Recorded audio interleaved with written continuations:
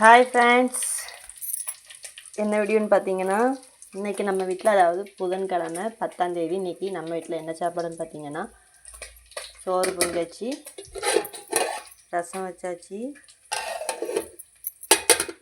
பூண்டு ரசம் மிளகு இன்றைக்கி இல்லைனால பூண்டும் கொத்தமல்லியும் தக்காளியும் போட்டு பூண்டு ரசம் வச்சாச்சு. கொஞ்சம் சாலை மீன் பொரியல். என் பையனுக்கு மொறுமொறுன்னு சாப்பிட்டா தான் பிடிக்கும். மீன் நல்லா மொறுமொறுன்னு இருக்கணும், அப்படின்னு தான் விரும்பி சாப்பிடுவான். ஃபுல்லாக நீட்டாக பெருக்கி எல்லாம் ஒதுக்கியாச்சு. இட்லி பாத்திரத்தெல்லாம் கழுவி காய வச்சாச்சு. இது பார்த்திங்கன்னா என்னோடய டைரி நோட்.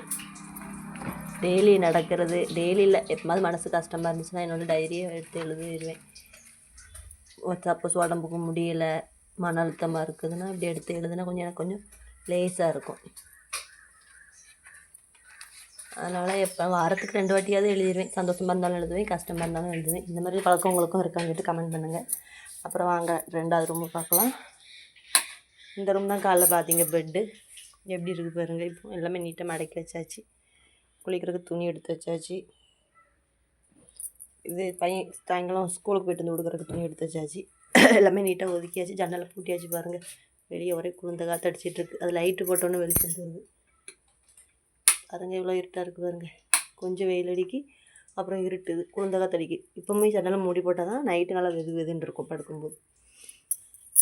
நீட்டாக ஒதுக்கியாச்சு. உள்ளேயும் வெளியும் பாருங்கள் நல்லா பெருக்கி ஒதுக்கியாச்சு. துணியெலாம் காய போட்டிருக்கேன், இந்த வெளியே எடுக்கணும்.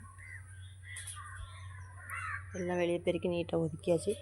மீன் சட்டி மட்டும் கிடக்கு, அது மட்டும் கழுவிட்டு அந்த இடத்த கழுவி விடணும். மீன் பொரிச்சதுக்கப்புறம் கழுவி விடணும். சாணி தெளிக்கணும். யாரெல்லாம் சாணி தெளிப்பீங்கன்னு கமெண்ட் பண்ணுங்கள் பார்க்கலாம். மீன் கழுவும்போது ரொம்ப வாடடிக்கும், ஈச்சை அலையும். அந்த நேரத்தில் சாணி தெளித்தோன்னா வாடை அவ்வளோக்கு இருக்காது.